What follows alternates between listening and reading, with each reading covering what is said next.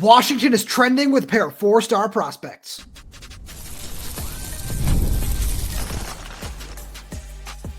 You are Locked On Huskies, your daily podcast on the Washington Huskies, part of the Locked On Podcast Network, your team every day. Welcome back into another edition of the Locked On Huskies podcast. I'm Roman Tomashoff. That's Lars Hanson. He writes with me over at Huskies Wire. Thanks for making this your first watch or first listen of the day, as we are part of the Locked On Podcast Network, your team every day. And today's episode is brought to you by FanDuel. Right now, new customers can get $200 in bonus bets when your first $5 bet wins. And just a quick reminder to all the everydayers out there, wherever you get this podcast, YouTube, Spotify, Apple Music, Amazon Music, make sure you click that subscribe button, click the little bell as well, so you never miss when we post a new video. And if you're on the audio only side of things, please give us a 5-star review. All that really does help us out a lot. Now, Lars, we got a really fun show coming at all the everydayers today. We're going to try to make sense of Washington's defensive back recruiting after Derrick Johnson commits to Oklahoma, Jeron Jones crystal ball, which we have a lot to say on that. Plus guys like where Davon Benjamin, Brandon Arrington, where they might fit in. We're going to talk about some concerning losses. Collin Campbell's not taking a visit. Khary Wilder's got a crystal ball to Ohio State. We're going to get into all that as well. But we're going to start with some good news, because over the weekend, Sunday, Monday, a couple of guys who were on this June 6th visit weekend have given Washington fans some reason to be excited. 4-star cornerback Jedd Jones gets a crystal ball to Washington, as does 4-star wide receiver Mason James. So it's a case of which one are you more hyped for, because this is kind of what we've been talking about, where it's we should probably start with James. Sorry, because that's for a couple of reasons there, which I'm sure you're right. I was going to say one where when you move up your official visit date commitment date, and you cancel your remaining official visits, it's a rather, shall we say, telltale sign. Like, it's one of those where it's like, I'm interested in these three things, and you know what? I'm really only interested in that. Are you going to get that, or are you not going to get that? So again, I'll leave it to you to see if you get that or not. But either way, when you look at Mason James, it's a guy that we have been high on for a reason, where you look at that slot position, whether or not you get Van Spafford. So this does not preclude Van Spafford from still committing or flipping, I guess, depending on what ends up happening there. But with that being said, this was a guy where Kevin Cummings clearly identified him early on in the process to say, you know what, I'm going to go visit you twice in January. Mason James reciprocated that. And I think with each visit, now with this official visit being the third visit, it was one where it's like, okay, I can really see myself in Washington. And we had talked about it, I want to say month and a half ago, where his official visit wasn't going to be like the, get the parent seal of approval. It was more going to be the Derrick Zammit, like, no, now I'm ready to call it home. I just need to come out here to make it official on my official. And that's kind of where you're leading to with this.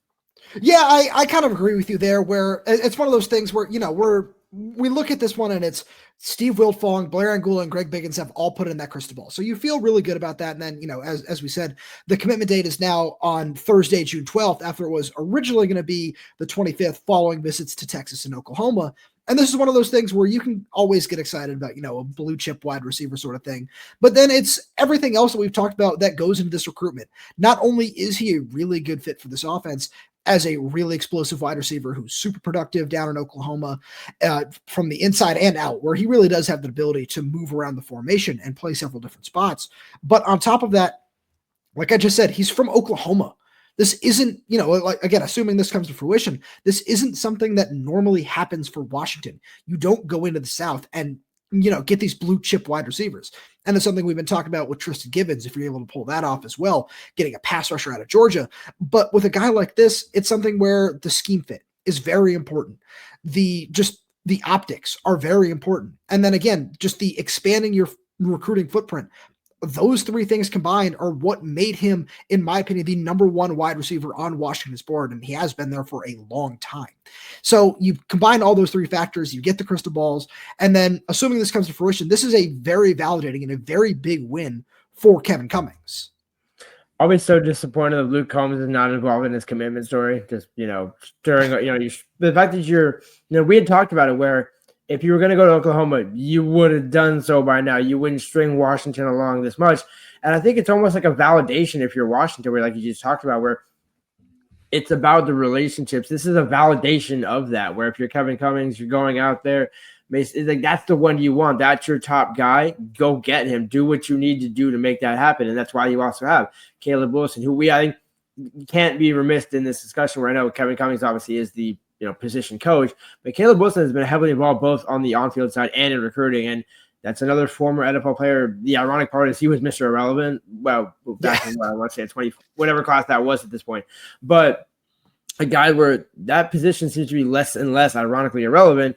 And Caleb is just another example of that, where I've kind of noticed him working with Rasheed Williams, a few other receivers, hands-on, kind of on the sideline. It's those little fine details. I think that's what Mason James started to pick up on, and why, if he does end up choosing Washington, we won't be surprised, because it's that attention to detail that the staff has put in to get that commitment if it does come to fruition. So let's talk about Jeron Jones. Let's just flip sides of the ball here, because this is another one where there are so many different things that you can dive into with this. And this is somebody else who has been really high on Washington's board for a very long time. And we've seen him really pick up a lot of steam just later in the process, where he gets the 4th star from 247 Sports a couple of months ago. He gets an Alabama offer, Oregon, some of these other schools that typically tend to offer after Washington does and identifies the talent and everything seem to get in the mix there. And if this is another one that comes to fruition rather soon, it's another big win for Washington, where you're putting together a really, really strong secondary class, where you've got a big time hitter in 4-star safety Gavin Day, and then a trio of really promising high upside 3-star prospects and guys like CJ Lavender, who has told us that he's going to end up at safety, and then a guy who I think is going to end up in the nickel in Kasani Giles, and an outside corner in Elijah Durr. So you have all of those guys, and then you can add another. He's got the frame to play outside. I wouldn't be surprised if you just see him move around a lot, depending on the defense, in a guy like Jeron Jones, where the more I watch him, the more I say, this guy is such a perfect fit for John Richardson. I think he's a little bit on the lighter side right now, where he's listed at 165 pounds. But you watch the way he plays just off the line of scrimmage, the way he uses his hands, and just how physical he is. And I just think that this is somebody where it's very, very clear why John Richardson, I just identified him when he did. I know this name means a lot to both you and I, and I'm not saying it's exactly a like-for-like comp, but Trent McDuffie, especially because of the point of attack. I'm not saying he's right there now, but I'm just saying that type of high-end talent, that's something you can't miss.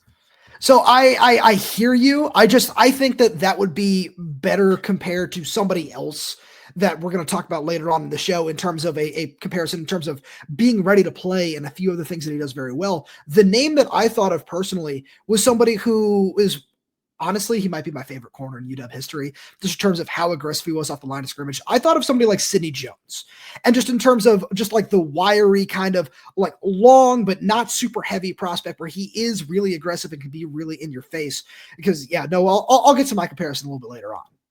But the reason why it was just mostly for that on-the-ball nature that you talked about, where you want those physical corners in the Big Ten. And even though he doesn't have the 6'2", 6'3" frame, if he's the price like Takara Davis, a few others have Elijah Dirt in that somewhat similar mold, he's still able to hold up at the point of attack. And so when you're looking at it and saying, where can he play? I think, again, this is why John Richardson and Ryan Walters are a perfect DC secondary coach pairing, because I don't really care. You got 5 positions to figure it out for 5 guys. That's why, you obviously have the hitter, so it's really 4 guys you got to figure out. But, you can put Jones pretty much at any of the other 4, maybe more so the other 3.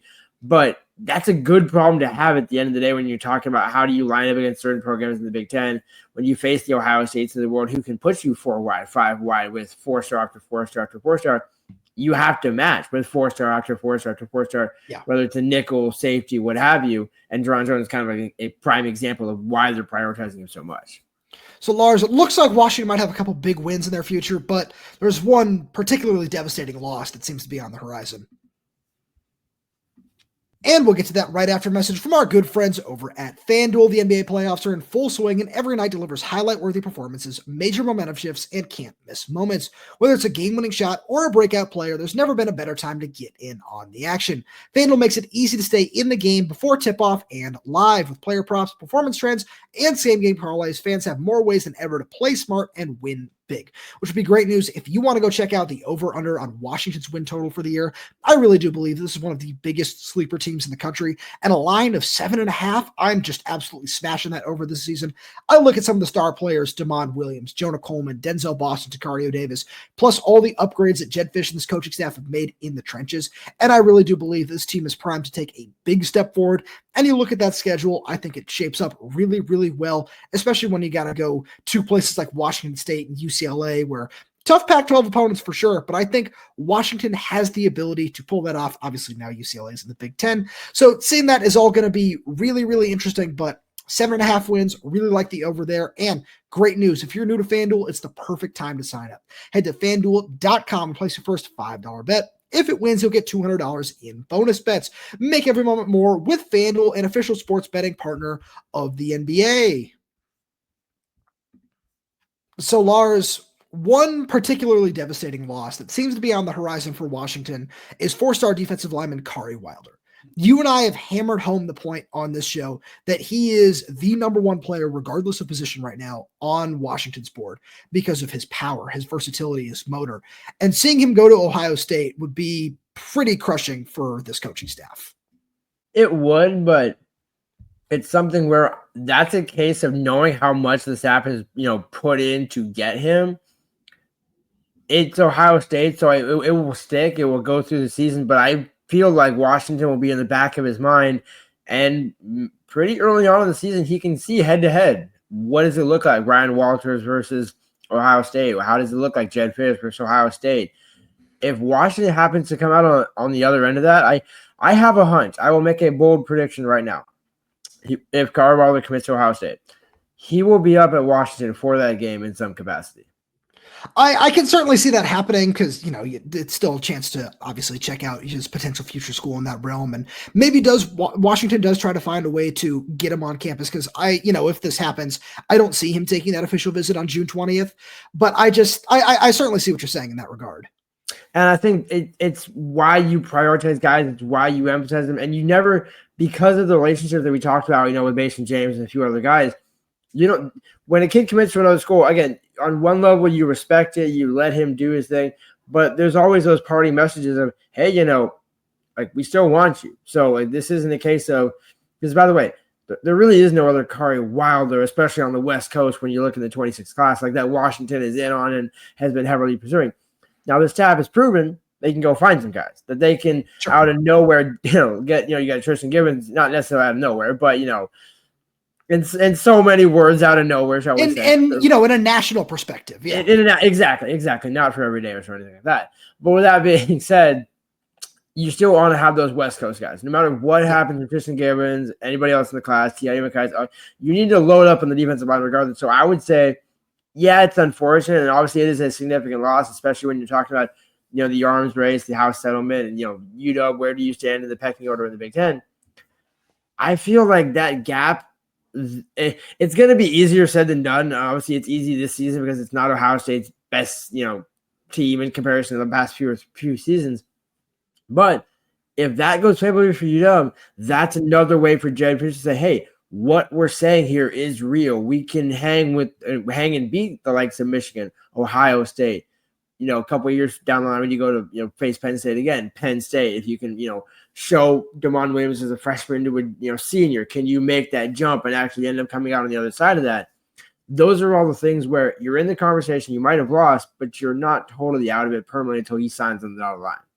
So you're definitely right there, but I feel like that's something where, just like something I feel like we see a lot now. If this conversation did go the other way, we wouldn't, it would obviously still be like, oh, hey, obviously things aren't over here, but seeing him committed to Washington is a great sign. But I look at this and I say, it feels like Washington might just have to very quickly pivot to the guys that are right behind him, where you and I feel very good about where they sit with 4-star defensive lineman David Schwartzel.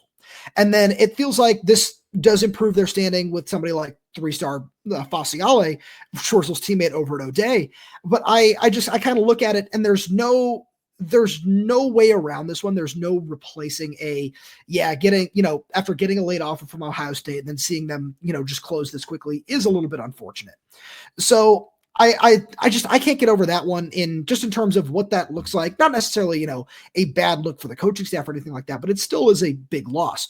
But I think it can be mitigated where, let's say over the next, let's just call it 3 weeks, David Schwartzel, Fasiale, and T.I. Mukais all do end up committing to Washington. I feel like that eases the sting a little bit, but it's something you and I have been talking about a lot on the show where this guy has been so important to this class, this coaching staff. We know that. And it's something where it is unfortunate to see that, other teams are still able to come in and swoop him up, especially with, the rumors Larry Johnson might end up retiring over the next couple of years, Ohio State's defensive line coach. So, obviously those things, to your point, might still play in down the line.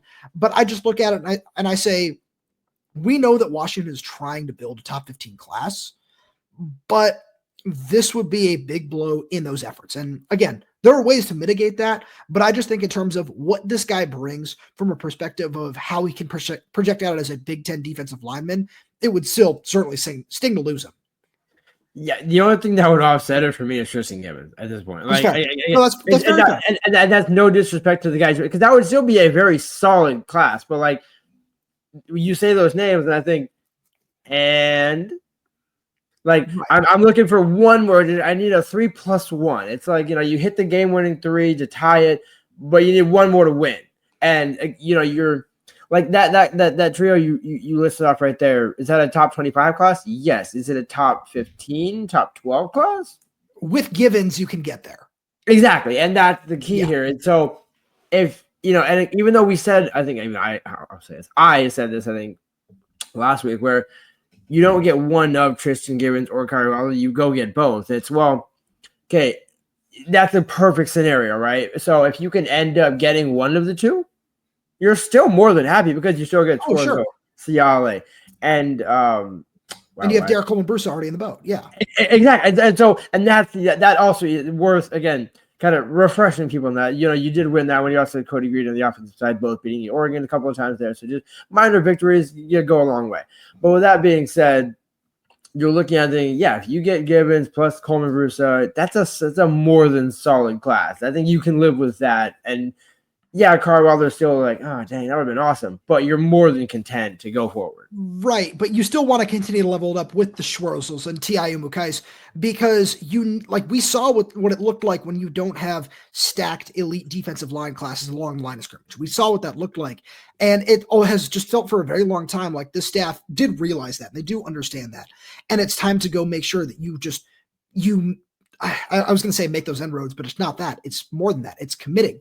It's getting these guys to sign because you know that you can get them on the field early and get them all the playing time that they're looking for very early on in their career. And you can still have guys develop and get them to the NFL and everything like that.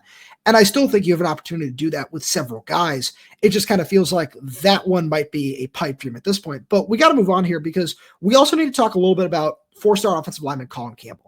It sounded like he was going to end up taking his official visit to Washington this Friday. Now it looks like he might have ended up canceling that trip and is down to Utah and Michigan State, which would certainly be another big loss because I just think he's a really promising player at tackle. He's got the athleticism, the frame to grow into a true Big Ten tackle, and seeing him go elsewhere would be a big blow as well. That's an intriguing, because here's the thing, you can't bag on it, that final two, because Utah, Kyle Whittingham, that will always check out if you're an offensive lineman. Okay, so that one makes sense.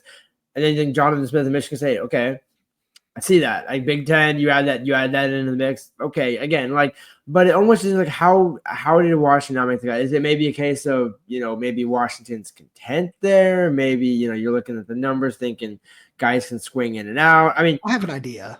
And I'd be curious because for me, that's why I wanted to say I don't bag on that top two or that final two, but it is very interesting, especially considering the other offers that he has, even aside from UW, on the table. So this is my theory on the matter. And we have to consider that 3-star offensive lineman Pula Primus, who is going to end up being an interior guy, is still visiting on June 20th. And I feel like Washington is in a solid spot with him as of this point in time. But I just I look around, not just this class, but who's on the roster right now. And I think the tackle depth might be a lot better than people think. Where we talked about Dominic Harris and, some national analysts think he might end up moving to the interior at the next level. You and I have talked about him as both a tackle and a guard, depending on what happens there. But let's look at the tackle depth without Collin Campbell. Let's just talk about 2026. Cody Green, Jack Schaefer, in my opinion, John Mills will end up a tackle one day. You could end up seeing Paki Finau out there, plus a guy like Justin Hilkema. You have a lot of tackles, and you always want more. right? And then, you can throw in a Dominic Harris as well in that discussion if you want to. And you have a lot of guys at the position, maybe Maximus McCree, right? We know the staff still has a lot of hope in Soani Fasolo, who is always going to be a long-term projectional take. So there are a lot of guys that are just kind of waiting in the wings at the position right now, where it's okay, maybe the road to the field, well, maybe a guy like Collin Campbell is still good enough, but it might take a couple of years with his body to just kind of turn into where it needs to be. Maybe, with so many 25 and a couple of 24 guys as well, depending on what David Boyajian might turn into as well. You have a lot of guys at that position right now who it's maybe, okay, yeah, the path to the field is a little shorter at a Michigan State or a Utah. And I think that's something to consider. Elijah Duquette is the only name that I would throw into that mix. Yeah, Elijah Duquette's another one, yeah. And almost like the exact same, like we already have a project, a guy that we're trying to figure out, get 18 to 24 months to get that build in, get that, more than just a power forward look to you. And then we'll see what we got. Well, this is kind of that year to see what we got with Elijah Duquette. And maybe if he does enough, then you're content there. But either way, like you said, you got Boyage and you got a number, you got so many guys there where the tackle, you're like, okay, like we're good there. And I think the interiors, just kind of where they seem to more so want to shore up. Lars, it seems like Washington also really wants to shore up this defensive backfield.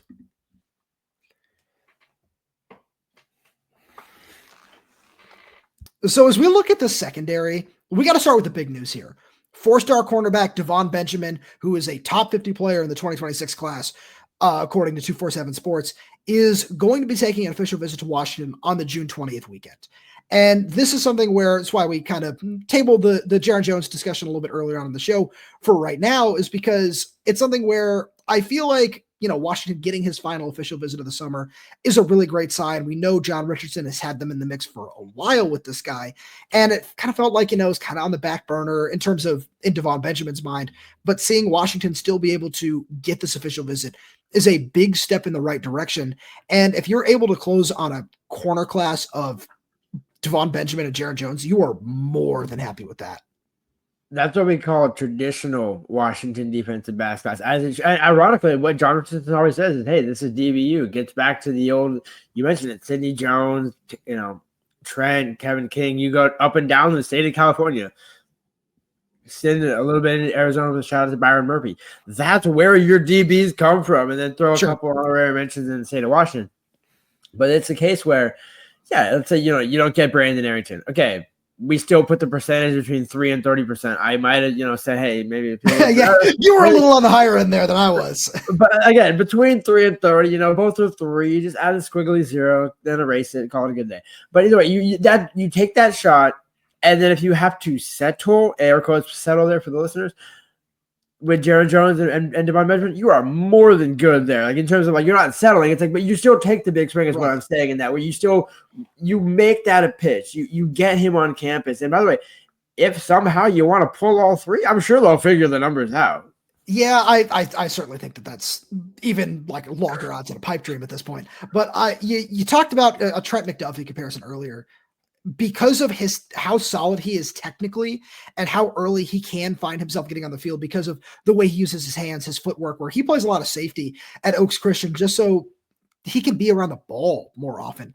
This is somebody who I really do believe can be a high-end, just day one impact kind of guy in the mold that Trent McDuffie was, where he played every game during his freshman season because he just showed Chris Peterson, that coaching staff, I'm good enough to do that. And I feel like no matter where Davon Benjamin ends up, that he has the ability to do that as well.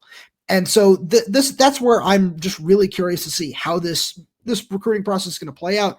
And it's why when you and I were talking about Brandon Arrington, we spent so much time harping on the fact that this coaching staff clearly wants to get some of these defensive backs on the field early, where we believe Leroy Bryant is going to be a starter for this team in 2026, but it's what makes Dylan Robinson such an enticing factor to throw in across from him, where I really believe he's going to play in every game this year. And if you can add somebody else to that mix, like a Davon Benjamin, and you just have 3, super high-end young guys where, Leroy's going to be a junior next season, but we just, haven't seen him play in a lot of games, so it still feels that way in my mind. But you have just such a promising long-term future with guys where Davon Benjamin is on the bigger side at 6'1", I think is what he's listed at, but he's got those really long arms too to help him play on the outside and help him fit really, really well into this Ryan Walters scheme. So you look at if you're able to pull that guy in, And whatever the odds, you might say that they are for Brandon Arrington, I feel like they're certainly higher for Davon Benjamin, in my opinion, at least, just in terms of how long Washington has been recruiting him. And I kind of look at it and I say, that's somebody who I really do believe can play a lot at Washington very early in his career. Yeah, I couldn't have said it better. You took the words actually right out of my mouth. That's what I said about Trent when he was coming out of Bosco. I remember talking to him and he was like, yeah, like wherever I'm going for 3 years and I'm going to the NFL. And it wasn't like a derogatory. It was like, I just know because of the way I'm like, I know my talent. I'm not braggadocious, but I know who I am. And Davon Benjamin really seems to also carry himself in that similar way where not too boisterous, not too out there, kind of just goes about his business. Like, I think crazy enough, I think this came about at an airport in Austin, Texas. I think that was where that interview was conducted. Yeah, you're absolutely right, by the Rivals guys. Yeah, well, I think there's a few others that are down there. That just the Texas beat. By the way, I have a few friends. Jason's actually a good friend of mine when I used to work for Rivals, so I have nothing against it. But you and I have never been out to SeaTac to see if we can catch up with some guys. I feel like knowing SeaTac, I don't. Oh no, that's a different beast. Why are you saying this to me? I have to go down to SeaTac in 2 hours after we record this, so I'm getting us off this topic as a whole because I think that another thing we need to talk about in this light, and I'm sure this is what you kind of wanted to parlay it into, was with Derrick Johnson II, where he is going. He announced his commitment to Oklahoma on Tuesday as we record this, and I think this is something where, at the end of the day, if like you want the legacy kid, and I loved his film. I think he's a very, very talented prospect.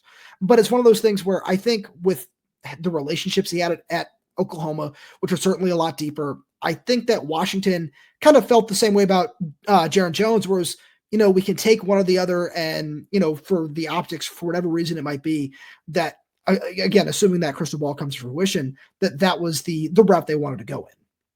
Yeah, and I think you can see both sides of it, where you still make the effort, you still make the pitch. And by the way, that's what you're now 3-1 against Oklahoma. You game 5, close it out. Like you deal with that, and game 5 could be Daniel Odom, could be whoever. But with that being said, actually, well, probably game 3 is now more appropriate if you think about it in the grand scheme of things. Anyway, that being said, because there might be 2, but with that being said, you look at it, it's a winnable loss.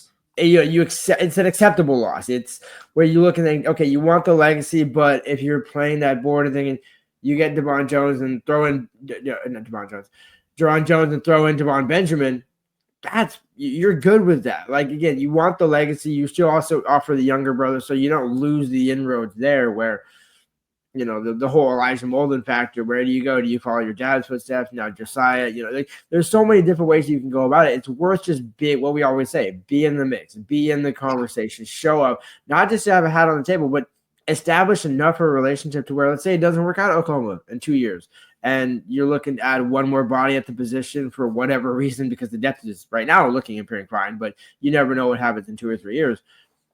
Maybe he wants to, come back to the West Coast, a little closer to home.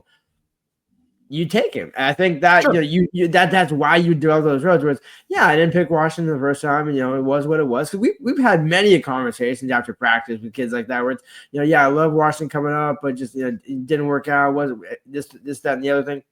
But now I'm here, and like that's all that matters. Is if you end up in Washington, you do. If you don't, go have success elsewhere. This isn't a case of, oh, well, we didn't want him anyways, or, okay, forget him. Yeah, it's nothing like that. It's more like, that's what I said. It's an acceptable loss for all those types of reasons.